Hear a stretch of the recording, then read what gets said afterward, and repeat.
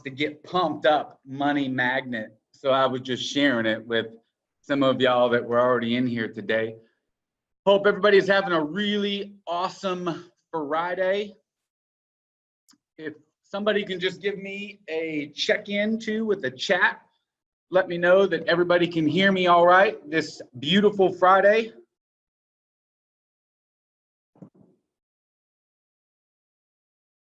Awesome. Thank you, Tucker. Man, so I am excited to go through today's call. I'm really excited about our 7-minute sales segment today. I think there'll be some things that you can walk away with that should add a lot of value and provide an immediate impact. So I'm excited about that. Man, I hope everybody had also a wonderful Thanksgiving holiday. I did. I spent some time with my family out in the country. I'm just going to show you all what mine looked like. By the way, I am a magnet for money on YouTube. Put that on at 8 o'clock in the morning, right before you're about to make your calls.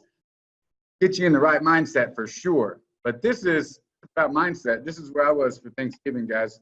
That's my 91-year-old grandmother. And the turkeys, those turkeys will walk right up to you and let you hold them. Baby goats, those are Nigerian pygmy goats. Peacocks, turkeys, I mean, man, some of that turkey looks like somebody we're trying to set an appointment with, don't it? No, I'm just kidding. This is in Lake Sam Rayburn in South Texas. So that was my Thanksgiving. It was fantastic. I hope everybody else had a really good Thanksgiving also. Let's see what's coming up next week. We have a boot camp here in town. I don't know if anybody watching this is coming, but we have a boot camp next week. I expect there to be probably 60 or 70 agents in town that'll be spending 3 days with us in a room over at the luxurious Westin Stonebriar Resort. And we'll be immersed in it and going over everything that we can to provide some tools to make an impact on business in 2019. We'll have one whole day where we're going over scripts, for instance, and a lot of the stuff that we talk about and becomes the subject matter for stuff in this group. So on that note, we've still got some people joining us. I finally got my reminders worked out. It came to my attention on one of our last calls. Matter of fact, somebody on my team said, you know, I didn't get a reminder for the call. So hopefully more people will be joining us for the live calls. I know a lot of people watch it after the fact, but hopefully a lot will start joining us live now so that we can get more participation. We can get more people plugged in on that dashboard. Tucker consistently, always, every night. Matter of fact, 30 minutes ago on my phone, not even 30 minutes ago, 15 minutes ago, I get an email. Tucker Apps completed his shot caller end of day report. He's putting in how many dials he made, how many contacts he made, how many nurtures, how many appointments. If you're not doing that within our group, then I hope you're doing it on your own. But you got to be doing it consistently to ensure that you can get the most production out of your day. And Joel, happy to have you, man. We're excited. Participate in the group. If there's anything you need, there are members in the group that can help you out. Joel Martinez just dropped the chat. It's his first time on the call. So what I'm talking about right now, the dashboard, will make sure that you get a link so you can log your dials, contacts, and be a part of the group, really a part of the group. There's a link to upload call recordings. We've got some good call recordings this week to listen to. Mark Hopscheid uploaded some calls. Tucker uploaded some calls. I believe Corey, somebody else on Dan and Tucker's team, uploaded a call. So we've got some stuff to listen to. There's a link for anybody who wants to get some feedback from the group to upload their calls. So for anybody who doesn't know about that, find that link in the Facebook group, or make sure that you get it from myself or somebody else in the group. Our shot caller library is stacking up the books on the shelf. I can tell you, I'm on the 3rd book this month. So we've got a couple deep, but man, this one that I'm finishing up right now is a good one. And I'm not going to give it away because it's going to be December's book of the month added to the library, but it's a good one. And just tell you, I mean, when you're reading and soaking up knowledge like that, Like, you notice how it starts to be a, it's in everything that you do and everything you, that you're thinking about. I think the challenge is when you put that book down, you get far away from those principles that when you're in the midst of it, man, they're just life changing, really. And so I'm always enthusiastic and excited about, those moments, man, when you're in the thick of it. And then the challenge that I'm always trying to focus on is staying in that moment. You know what I mean? Good is what we work for. Great is what we live for. And great requires a lot up here and less right here. You know what I'm saying? But we're going to get on to our 7-minute sales segment today. I'm super excited about it. I'm going to switch over to our slide, get off of my Facebook here. And today's presentation is how to make every day more effective and more profitable.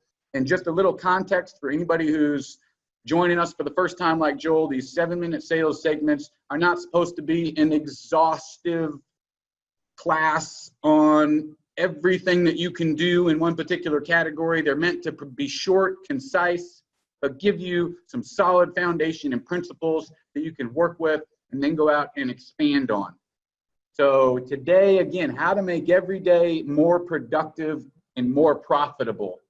And it's going to start with your goals. Everybody has, beat the subject of goals to death because it is that important, and it should be. But, just think of it this way. A winner has already won, right? A winner has already won. A winner has already won. What does that mean? Is that they won before they started. And recently, I was watching that show, A Football Life, and it's the Emmitt Smith episode. For anybody who's seen it, it is fantastic. And by the way, how about them Cowboys last night?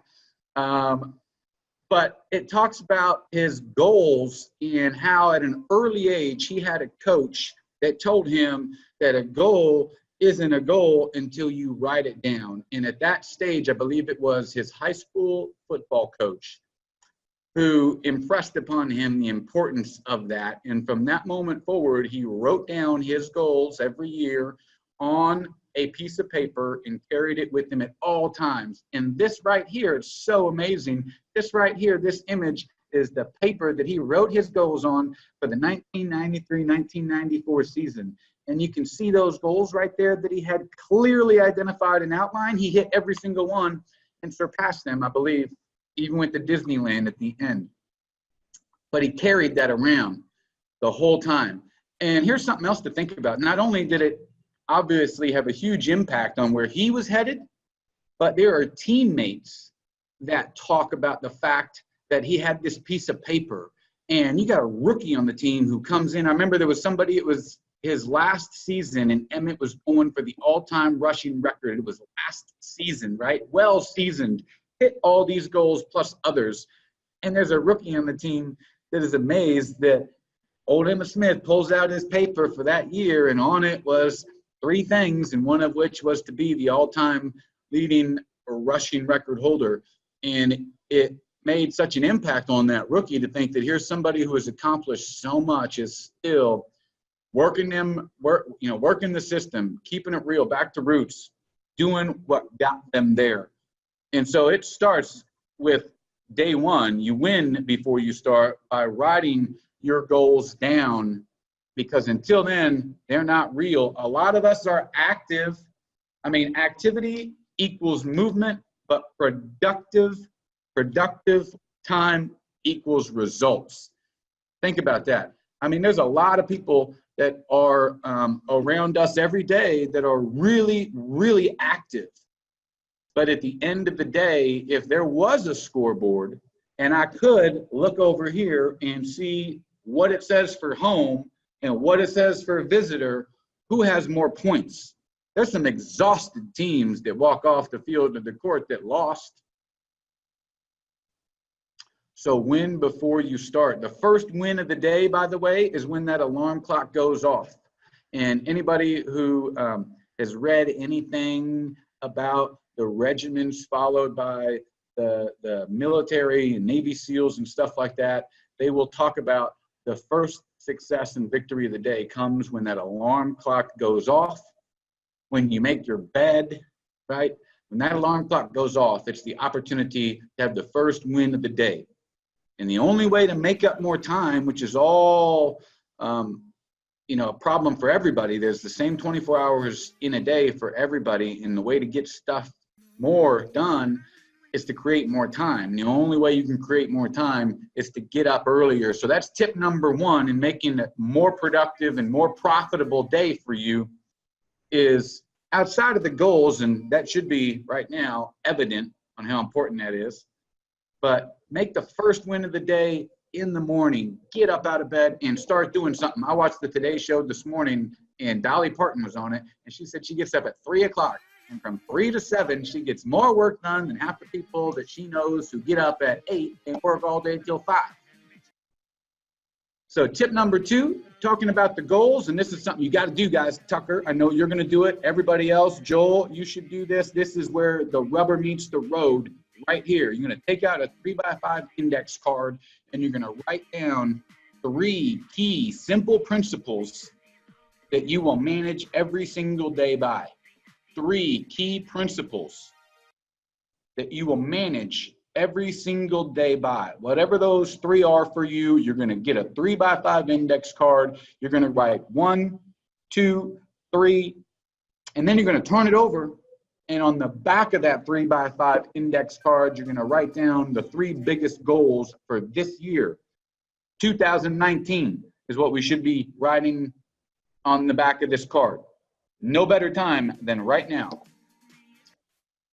And next, you're going to put that index card in your wallet, or you're going to put it in your purse, and you're going to carry it everywhere with you. You're going to make photocopies of it. You're going to put them everywhere, and you're going to read it, and you're going to recite it every day at a scheduled time, just like it was one of the most important tasks that you had to do for that day.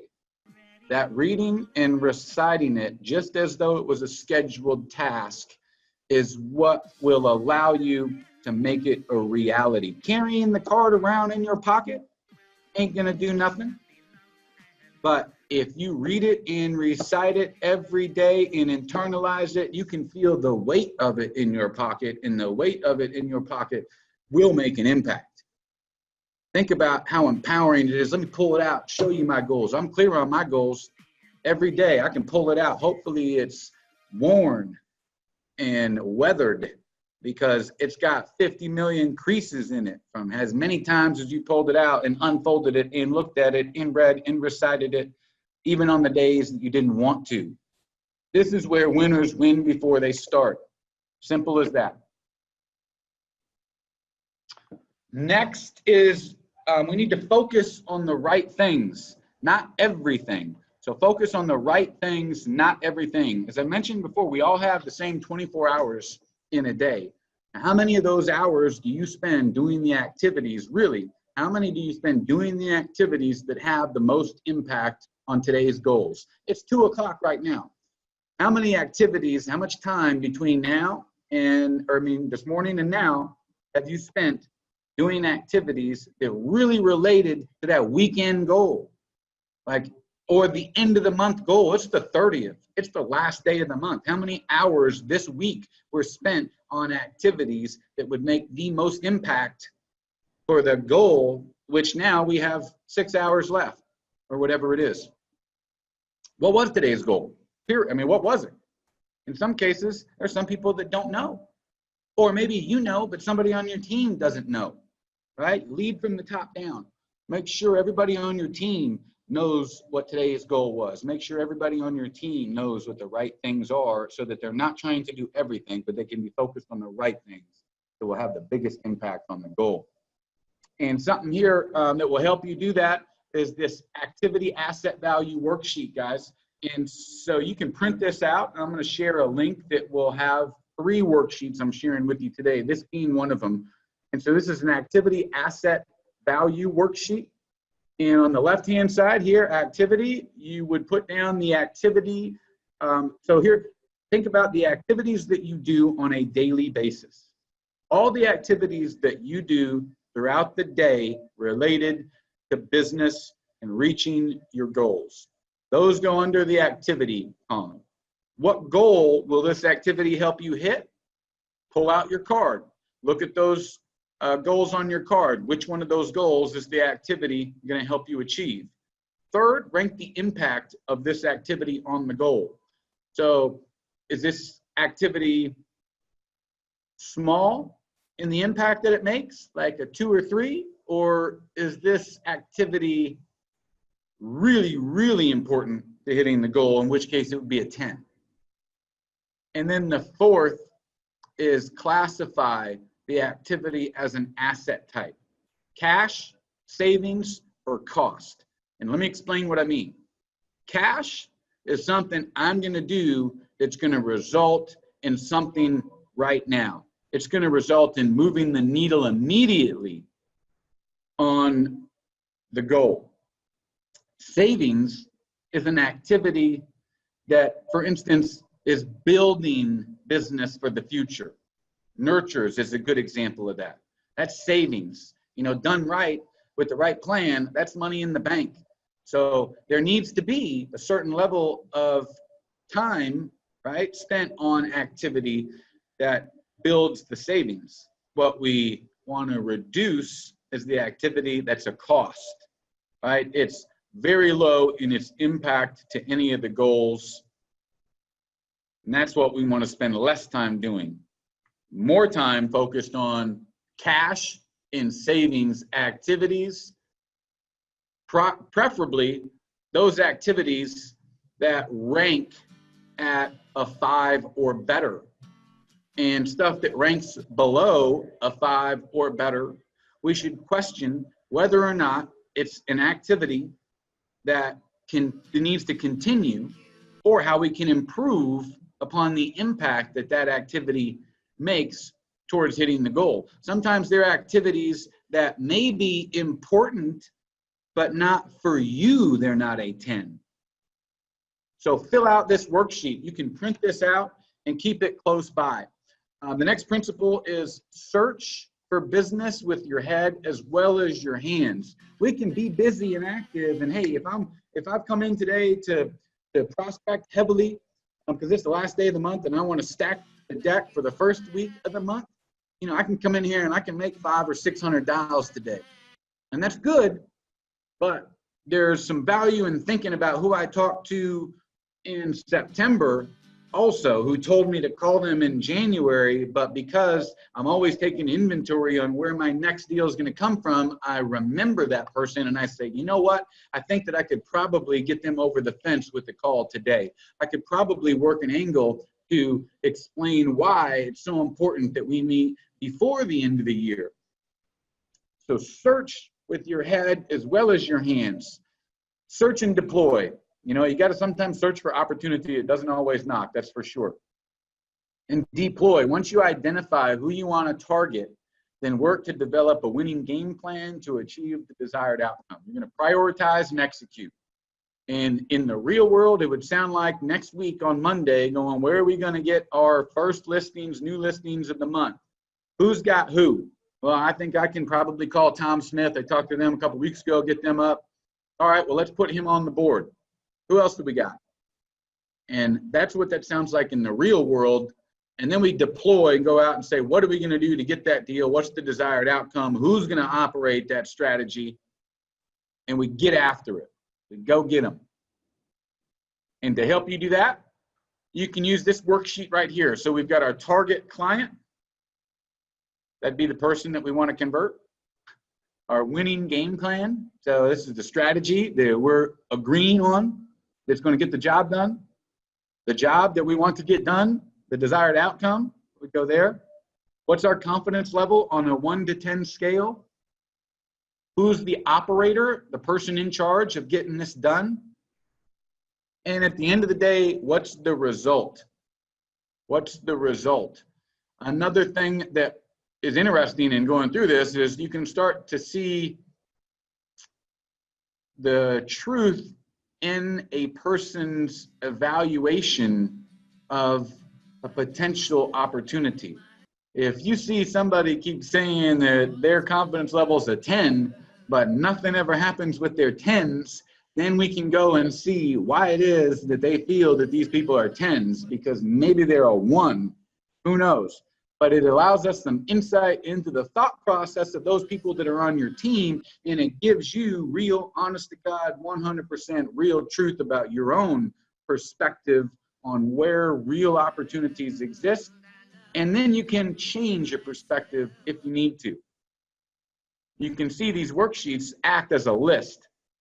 And a list is something I live by. Every single day, I pull out a piece of paper and one of those worksheets, and I write down the stuff that I have to do that day, and I prioritize what's the most important, and I get after it at executing it. So make a list and check it twice. Remember, this is about how to make a day more productive and more profitable.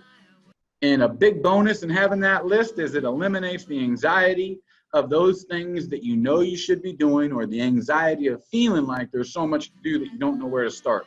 So stop managing all this stuff in your head, which I was guilty of doing for years. And the worst part is I thought and still think I'm pretty good at it, but it don't matter, right? Good is not what I live for. It's great. So translate that stuff in your head to tasks on a list, and then prioritize that list each day and move the tasks that will make the biggest impact towards the highest priority goal at the time to the top, right? So focus on those activities and those tasks that will make the biggest impact towards whatever the highest priority goal is at that time. An interesting study, you can click this link when I share these slides, guys, if you want to dig a little bit deeper, but a study from Wake Forest University showed that while tasks we haven't done, this is interesting, distract us, right? So the tasks that we haven't done distract us. That email that you know you're supposed to send, that person that you're supposed to respond to, that person you know you forgot to follow up with, that appointment you went on and you're hesitant to call back because you think they're going to tell you they went with another agent, all that stuff, that's what causes the anxiety. Just making a plan, simply making a plan to get those things done and help free you from that anxiety. So the study says, I can tell you in real life, feels that way to me. I'm not a doctor at Wake Forest University, but I think they're right. And a digital tool that I use, guys, is Google Keep. If you want to use a digital tool, there's a little video that shows you how to use it. You got to watch the ads, of course, these days for anything. But Google Keep is a Google app that's super easy. You can make your lists. Here, I'll show you. I literally use it. Actually, now, guys, I'll tell you, I print them out now more than anything. Now that I said that, I can't find my app here. Oh, well. But check it out, guys, Google Keep.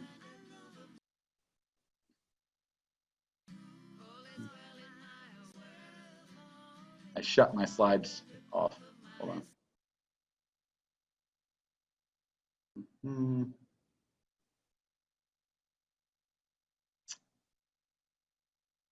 Let me get the right slides back up, guys. But Google Keep is a simple app. One of the things I like about it is you can take voice notes really easily. So I do that all the time. If I think of something and I'm just not in a position or don't want to literally type it out, you can do the voice notes, which make it super convenient. By the way, when you think of something, those tasks that are really important, put it on the list at that time if you can think about it, because I can also tell you that you will forget. You will forget. So use this search and deploy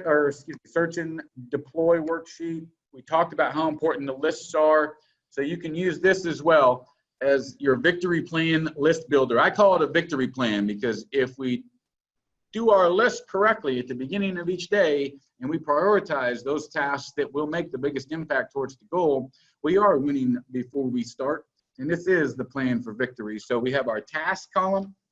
We've got what goal is this aligned to? And you can refer to your quarterly or annual goal cards.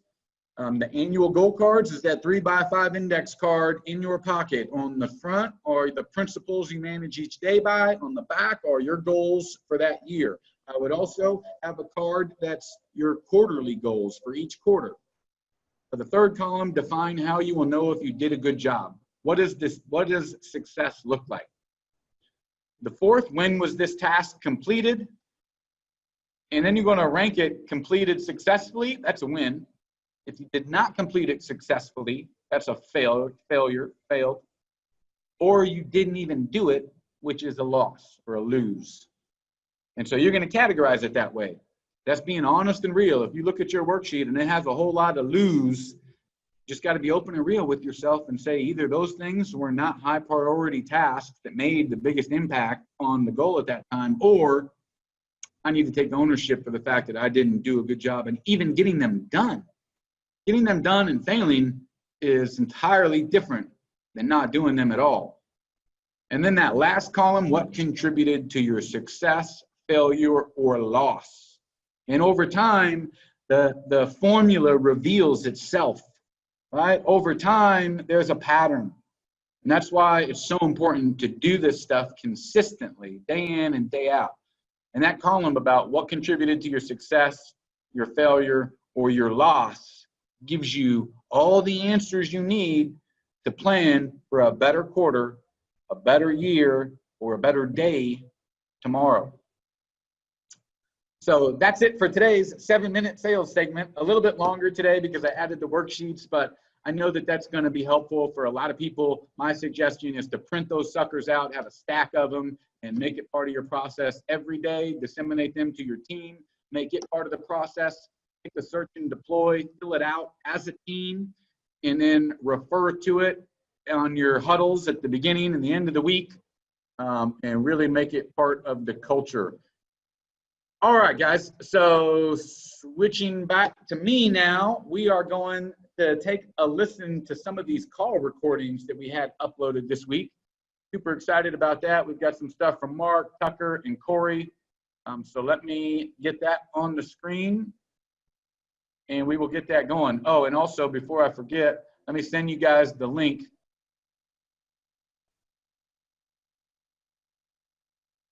Oh, I still got my music going back there. Thank God you guys couldn't hear that. Who knows what was on? All right.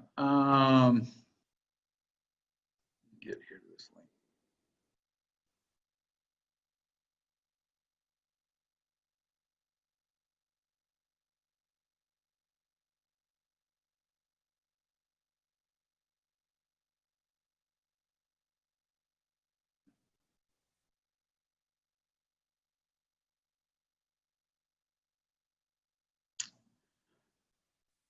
Those tracking handouts, yeah, I'm gonna share them with you right now. If I can get the link over here, here you go. All right, so that link right there, guys, that I just posted into the chat group is all 3 of those worksheets. It's one PDF file, so 3-page PDF file. Just take it and print it out. So that's how I would do it. You can use Google Keep, second option, or if you really want to get fancy, I'd take those worksheets and you could build a jot form out of that. You know, but now that I think about that, man, keep it simple. Keep it simple. Forget that. Just print out the sheets and write it down. What the heck am I saying? All right. So now let me switch over to our calls.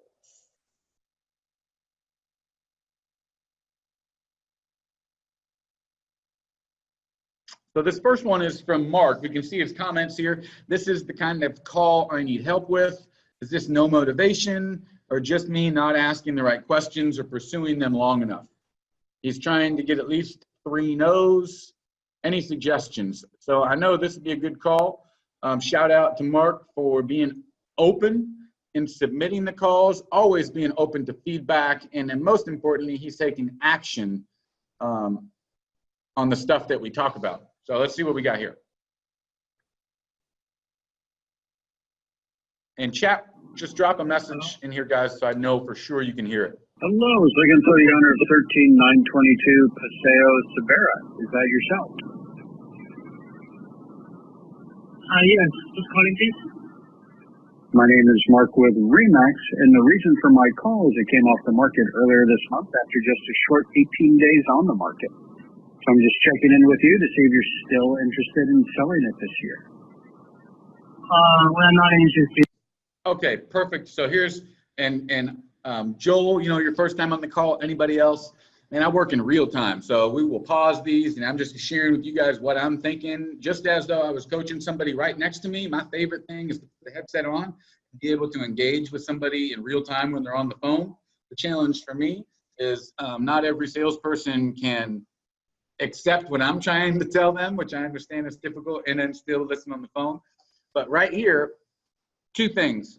I would raise the energy level, right? I want to be excited and pleasant. I need to come across like I'm a person of authority. I need to be sharp as a tack. I need to be enthusiastic. I need to be happy, excited to talk to them, not with an agenda to talk to them, right? There's a big difference, not positioning to sell them something. The tonality that you have there, Mark, that Mark is using, I don't know if he's on with us today, but if you close your eyes and listen to it, it sounds like something who's about to ask you for some business. It doesn't sound like somebody who's curious.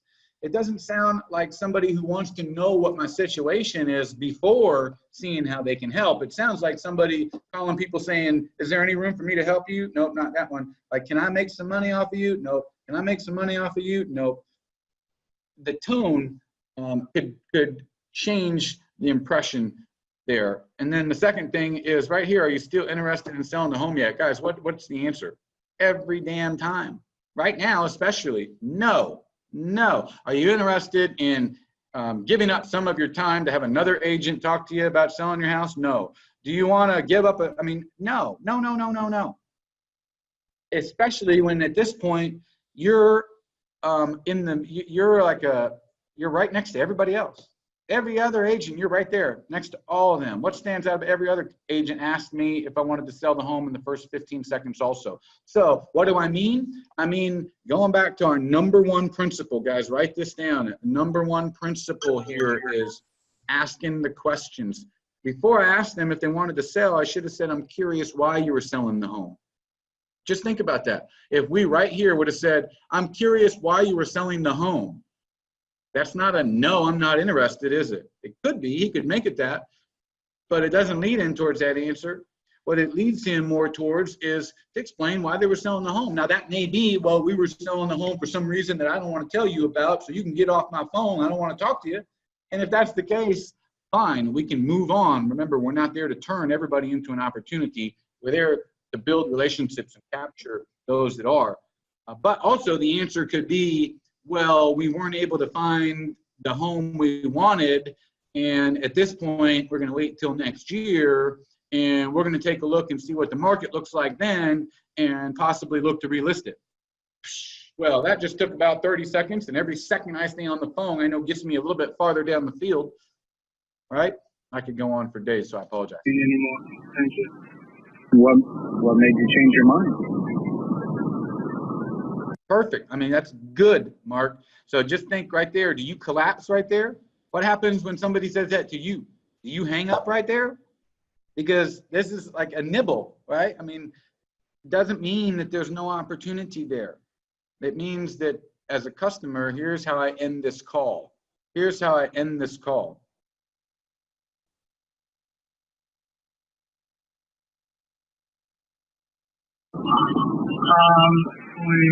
Look at that. Prime, it's a great example. All he had to do was just not collapse there, right? Don't freak out. Just say, what changed your mind? And so, Mark, write that down. Have comfort. Now, if you notice, you look at that, you searched for that. You searched for that. Somebody real savvy, not that, everybody is, but somebody could have heard the uncertainty in you and where you were going to go with that. So next time, hey, let's get out our 3x5 card. When people say, I'm not interested in selling anymore, I know exactly one thing I can go to without hesitation, without any elevated heart rate, right? None of that. I can say, what made you change your mind? Boom. And then you feel relaxed, right? And man, when you're relaxed, you can influence people. Okay. Well, if it had sold while it was on the market, where were you headed? Great question, Mark.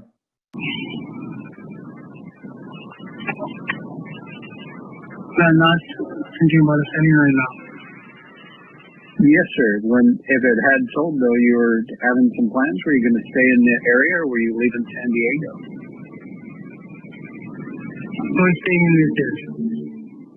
I see. So is that still a preference for yours, is to sell your home and find a new place? Okay, so rather than that, let's think about that. I talked about a couple weeks ago, we talked about, can't remember the 7-minute sales segment. It was about influence, tonality. There's 5 different factors. I can't remember now what the slide deck was, but we talked about how people, when they restate their position, right, become more connected to it and less likely to change it. So this question we just asked is going to lead him to probably still say, I'm not interested in selling the home. So we could have said, instead of saying, so is that still the plan? And are you still going to sell the home and try to find another place in San Diego? Instead, we could say, do you have another place already that you would be moving into? Right? Something along those lines. Do you already own the other property that you'd be moving into? Do you have to purchase a new property before you sell this one? That gets me new information, right? Versus this question's gonna lead me to the same place. I'm gonna have to ask, and you're going to, I'm sure, but you're gonna have to ask one of those questions anyhow. We're around San Diego. Yeah, like where I'm not standing right now. Oh my God, how about that? I nailed it. Okay. Is there a time in the next 3 to 6 months where you See how this is, you're just making him restate his position. He's going to say no again. Every time that you give him an opportunity to say, no, we're not interested in saying, he's going to stick to it more and more. He doesn't want to change all of a sudden. He wants to remain consistent with what he's saying. And so don't make him defend that position. Make him explain it. be putting it back on the market? Probably not. Okay. Are you going to try? So this is a great call, Mark. You're taking notes right now. So when somebody says, I'm going to put the home on in March, we need to have some go-to thing already internalized like the back of my hand. I hear uncertainty, right? I'm just telling you me, you know, Mark, I'm not going to mince words. I hear uncertainty. Maybe nobody else does, but I hear uncertainty. I don't hear the level of confidence you could have if you felt like you knew absolutely what to say when somebody said that we're not interested in selling anymore. What made you change your mind? When somebody says we're not going to March, well, let me tell you why it's so important that we talk now. Right? We need to have a go-to for the, and so this is how you come up with them, guys. You listen to your calls and you go, okay, well, I didn't sound a little shaky on that one. So next time somebody says that I'm not interested in selling anymore, I got to have a better answer. Now's my time to figure out what that is, write it down on a card, and eat, sleep, and breathe it until I don't even think about it anymore. All right, what do I say when somebody says that they're going to list in March because I hurt myself and sounded a little shaky? I was searching for what to say there. So here's what I'm going to say for that. Boom, internalize that, eat, sleep, and breathe it till you don't even have to think about it. Right now, what we're having a lot of success with, guys, in the ISA room is talking about the home evaluation and positioning that like this. You know, right now, what we're finding and talking to a lot of the neighbors and people in your situation is that they're interested in what the value of their home is or might be with the market changing. And a lot of those people are wanting to know the value for tax reasons. Some of them are wanting to know the value because they're contemplating on making a sale next year. Either way, what we can do is come by and provide a pre-sale analysis to not only give you a really good idea on what the true value is, whether it's for sale or appraisal, and if you were thinking about selling, we can take a look at positioning and when, based on future and current trends, we think that the best time to enter the market would be. Boom. That's why I should come over right now, even if you don't plan on listing until March. So that's what we're using right now. The ISA team is when we get those people on the phone that for understandable reasons are saying that they want to hold off.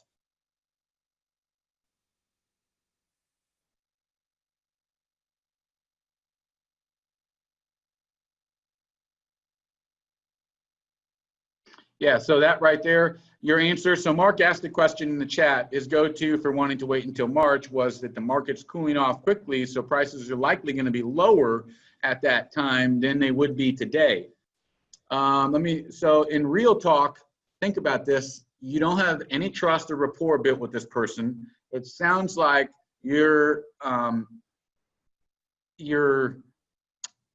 it's like a what are you stupid kind of thing, you know what I'm saying? And so I would educate them more, like rather than to say that, I would say that's interesting.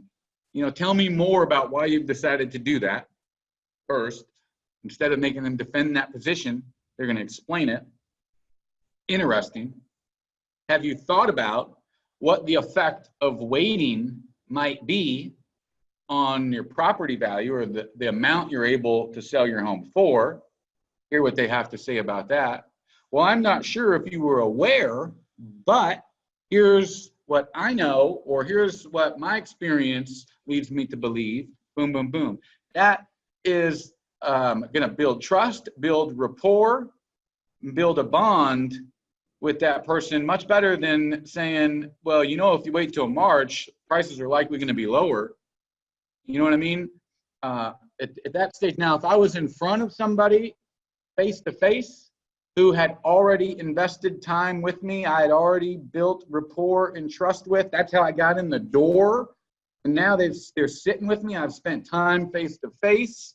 We're on a different level, and I could lean forward and say, listen, Mark, I know why you want to wait until March, but you do realize that prices come March are going to be likely lower than what we can get for your home today. So let's not delay and let's move forward. In front of somebody, that's much different after all that time has been spent.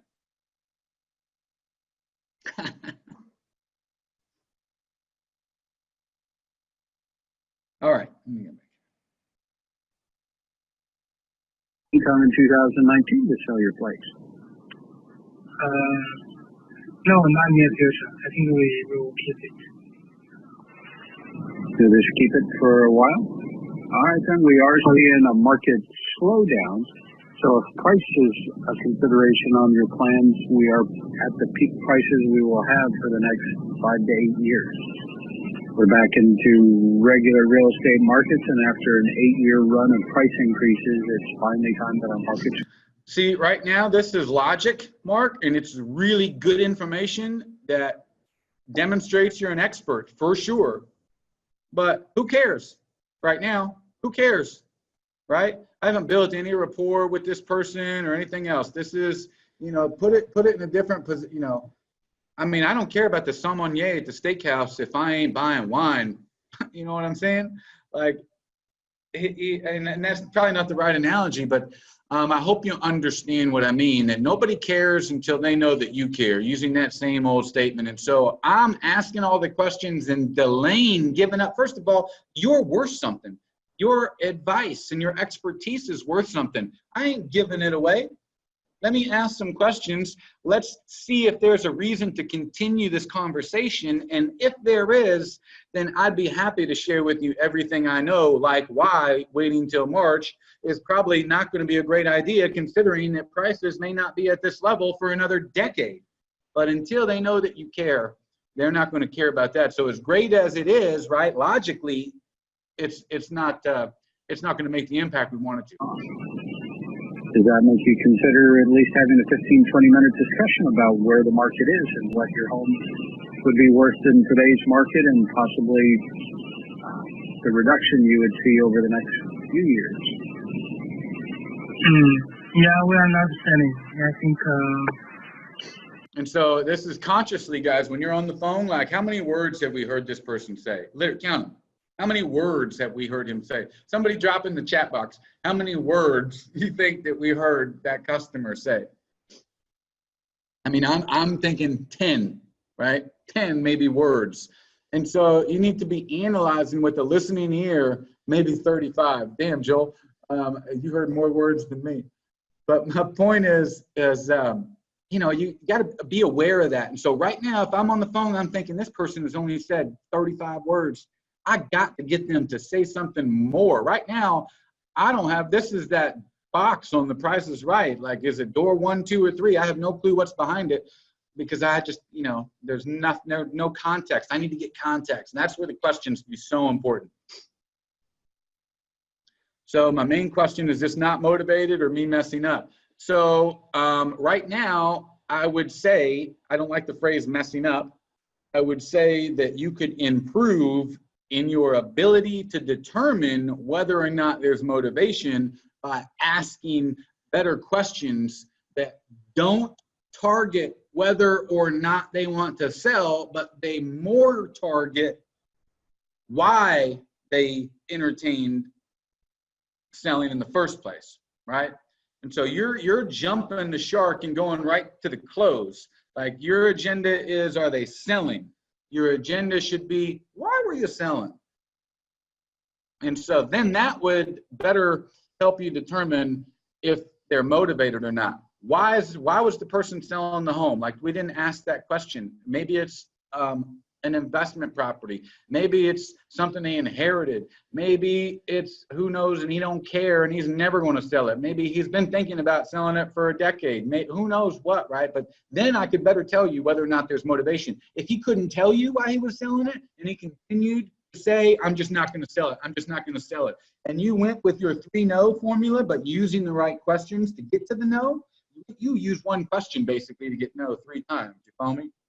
So using a different question to get the 3 no's, then I think would work. Like, if I asked 3 different things like we talked about here, and I got no on the home value, I got no on everything else, then I'm moving on, period. I can always come back January 1st, take everybody who I marked lost and send a text message out that says, I know you had looked to sell last year, you know, I know you were thinking about selling your property recently. Do you think that you'll entertain selling soon, right? Or I've sent out before, we just sent a text message out yesterday to 542 people. They were expireds and canceleds that came in from October 25th to yesterday. And it was, hey, I hope this is the right number, comma. I noticed that your home was for sale recently, comma. Are you still thinking about selling? And so you can take that and send it to everybody that you marked lost, because you know some of these people like that are telling you they're not going to sell when you're going to pull up the MLS come, you know, March and see it back on the market. Yeah, no. Okay. Well, all right, then I wish you a happy New Year. Thank you. Bye. Bye. Yeah. So, I mean, I think that we got a lot of feedback from that call, Mark. I think you hopefully have a little clearer direction on the right principle going into the call. Get the notepad, you know, those cards, and literally write down those things. I know sometimes it seems tedious and it's hard to see the value in going through the exercises of writing it down and going through the exercise of, you know, for instance, every day spending half an hour memorizing those responses. But it's an impact that you will see, you know, on payday, not the day. Let's see, we got 10 minutes left. We'll get this other, thank you, Mark, for uploading that call too, as always. And I'd love to see more and more people upload their calls so we can get feedback from the group on other people as well. But I do want to get this call in from Corey. I don't think that we've heard one from Corey before. So this is a FSBO that they set an appointment with. This ought to be a good one.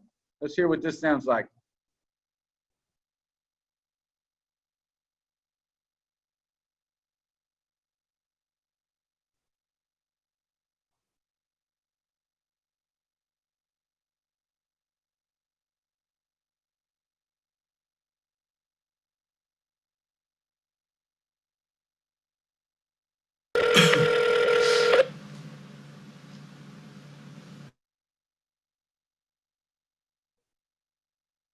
Good morning. Hi, I'm calling about the home for sale on Limberry Street here in Reno. Is this the owner? Yes, it is. The reason for my call is twofold. One, to see if you're cooperating with real estate agents that bring you a buyer. All right, so first off, I like the clarity in Corey's voice. I like the pitch. in the tone. It sounds friendly, inviting, and enthusiastic, and sharp as a tack, and not a lot of wasting my time. I don't hear any nerves or hesitancy like the weak person on the phone, because you can immediately that sticks out. So all this sounds really good. I love the phrase. It's 101, guys, when you're making a cold call. The reason I'm calling is, and so you nailed that. I like it so far. We're 42 seconds in. We're getting to a question. So right here, twofold I'm calling for. One is if you're cooperating, boom, we're getting this question. No, we haven't. We've dealt with a lot of property, and we thought we are certainly capable of selling it ourselves. Perfect. So if I brought you a buyer, you wouldn't. So somebody who knows their script. So as I was talking about before with Mark, there's no hesitation there, right? There's not, oh, okay, well, let me just figure it out. Everyone said, it was boom, right there. She said, almost too quick. Never, silence is your friend, right? So never feel like you need to rush to answer, but definitely you don't want to show that you don't know, right, what you're going to say. Offer a commission to an agent? Yes, we would, but we would have to negotiate. We wouldn't be doing anything like 6 or 8%. All right, perfect. That makes sense. So you just didn't list with an agent because you guys have sold more than. So usually this right here is a time filler. Not to say that I know, but in my experience, the reason that Corey is saying this right now is she is trying to figure out where to go next, to figure out how she can determine if there's an opportunity down the road or even now to position her agent to meet or for her to meet, right? And so going back to don't make them defend their position if it's not the position you want them to have. They told us that they weren't selling because they felt that they had enough experience that they could do it on their own. So if I turn around and ask, so you think you have enough experience that you didn't list with an agent because you think you can get it on your own, huh? Yeah, absolutely right. More than your fair share of homes. Yes, we've been around a while. We're older. Gotcha. Yeah, that makes sense. Why are you selling the property? Perfect. And I love the fact that we're not dealing with what could be potential obstacles. We're not dealing with them right now. It's more important right now to continue the conversation, to gather information, to build the relationship, trust, rapport, like me. It's more important to build all of that right now than it would be to stop and try to win a negotiation around what the commission might be or whether or not to use an agent. So I believe that this is the right tactic that she is using. We have 2 homes, and we're just getting too old to travel back and forth. Oh, do you not live in Reno, or where's your? And so, what I'm hearing too here, trying to think about the value that we can always bring to the table. They have a lot of experience with real estate. So I promise you, they have a lot of experience with the difficulties that selling a property can present also, right? And the difficulties that dealing with buyers can present. So they also have a lot of experience with that. They're getting older. What they want to spend their time on is likely different than what they chose to spend their time on in the past. The fact is that the convenience and the ability for somebody to take all those responsibilities and all those things off of their plate that they are experienced in and they know are time consuming and cumbersome, to have somebody take all those off of their plate, that might be the winning game plan, right, to get that client. Not maybe selling it quickly, selling it for the most money. It may be convenience, and with your experience, you know the hassles that it can be trying to do it on your own. And what would it be like if you had somebody that you could trust that would take all that off the plate for you? I'm talking about pictures. I'm talking about qualifying the buyers. I'm talking about scheduling the showings. I'm talking about making sure that the right people are walking through the right door. They're home. We're here 6 months of the year and on the Oregon coast for 6 months. Oh, very nice. Oregon. So I'm thinking again about windows of opportunity to be able to effectively market the property then. That's somewhat limited. The ability to respond and be there could be a challenge. Just keeping note of this, right? Not necessarily addressing it all right now. It is. Awesome. And it's just nice to go back and forth. At least it was for a long time, and now we're thinking, no, we just can't do that. No, So anyway, that's what we're doing. I totally understand that. Yeah, my parents don't travel near as much as they used to either. I do have a page of other particulars on the condo. If you would give me your email, I'd be happy to send it to you. Okay, that would be great. But I would like to come and look at the property in person if that works for you. I'd like to see if that would be fine. Okay, perfect. And just a reminder that when we ask a question, we keep it concise and we ask it directly, and then we allow for an answer before we add anything else. We watch out for the trap of, tagging on stuff to our questions. Like, I wanted to see if there was a time I could come by and take a look at the property, because, and if you're going to ask that, I wanted to see if you'd be open to me coming by and taking a look at the property. Be quiet. Yes, that's fine. Great. Here's what I would expect to do while I'm there. Lay out the expectations. My husband is still involved in National Finals Rodeo. Oh, awesome. And so it is. And so we leave tomorrow. We have, of course, there's always those last minute things you have to do before you take off for a week. But if you would be free, I'd be interested to know what your plan is if somebody was to inquire about the home while you're gone. Later this afternoon, that would be fine. Yeah, that would be perfect. What time works best for you? Maybe while it's still light. You want to say Right. about 4 o'clock? 4 o'clock? Yeah. Yeah, that would work perfect. Okay, my name is Linda. My husband's name is Bob. Our last name is Sain, which is T as in Tom, Hain. Okay. My last name. Okay. All right. Corey, do you have an email? Do you want me to send this to you first? Yeah, that would be perfect. I can text it over to you if that works better. That would be fine. You can text it. That's fine. Okay, perfect. And let's see. Matter of fact, while I've got you on the phone right now, let me do it. What's the text? What's the number? All right, boom. You get it? Awesome. Right? It just anchor that relationship. Set yourself apart.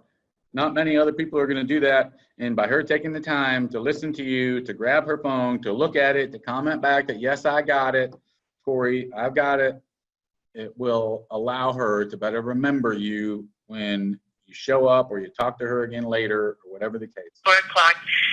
And the only thing I will say is because it is a secure building and you can park in front, there's a yellow area which is usually free.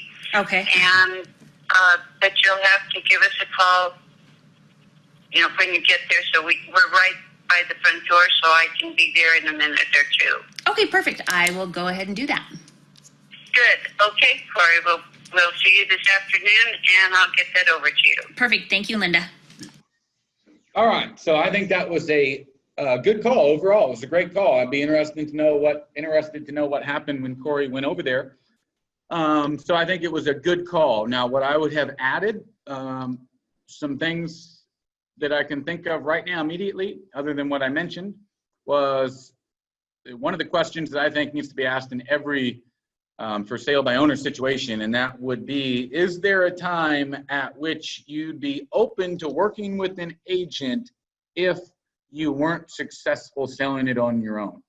Right? I'd want to just have that asked and ask it in a very soft way. If you read the 7-minute sales thing on tonality, we'd use that reasonable man or reasonable woman tonality.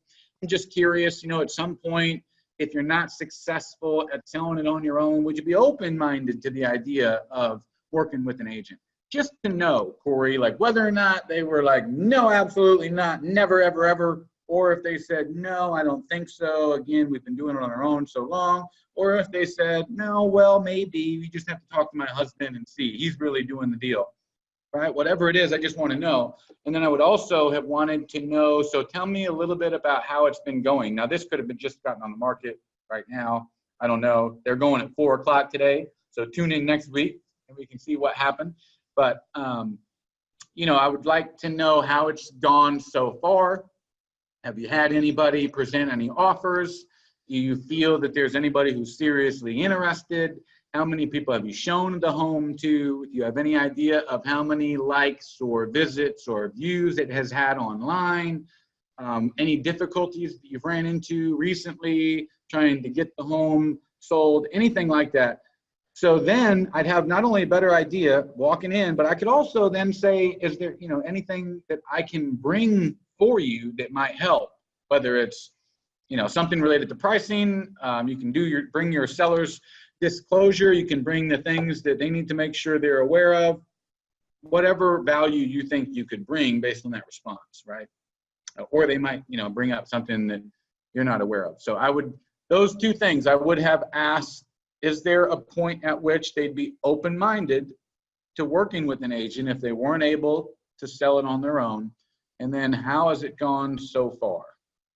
And get some feedback there. Other than that, I think it was a great call, and we'll see what happens when you guys go at 4 o'clock today. So on that note, we are going to wrap up today's call. Just real quickly, as always, we'll take a look at a couple things here at the end.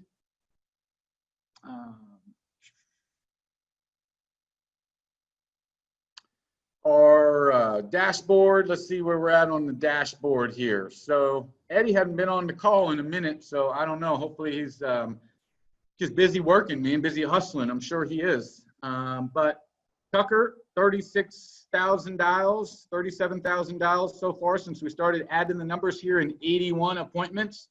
So, I mean, you know, those appointments, let's see. If I did assume 15% of those 81 appointments might have canceled, we're left with, let's just say 70 or so. You know, gosh, there ought to be 30 or 40 listings probably living within those 81 appointments, somewhere thereabouts. And then if we look at the contacts, it's interesting, his contacts, so 3,308 contacts right here, and 81 appointments. Let's just see if this holds to our general rule, guys, of about 50 conversations equaling an appointment. So we got 3,308 divided by 81, 40 contacts per appointment. So 40 contacts a day, guys. If you're not getting 40 contacts a day, don't go home. We're wondering why you didn't get an appointment, right? Tomorrow, you're going to put it on your priority, on your victory plan worksheet, and you're going to have it on your asset activity asset value worksheet as a high producing activity, right? 40 contacts a day. Tucker, if you want to double that, let's figure out a way to make 80 contacts a day, right? It's text message, it's Facebook, it's email. Exhaust every possible medium in which you can communicate with them. So on that note, that's it, guys. I'll open up the lines here. If anybody wants to share anything before we end the call, you can go ahead and unmute yourself, and the mic is yours. Otherwise, we will end today's call. As usual, the slides will get uploaded to the Facebook group. The recording will be shared, and next week we'll have a new book in the Shot Caller library. All right, guys, so have a great weekend. Don't forget, those of you that were joining us for the first time today, get plugged in and use the links to submit your end-of-day data on the dashboard, upload your call recordings, and be sure you join us next week, and we will see you next Friday. Keep smiling and dialing, y'all. Have a great weekend.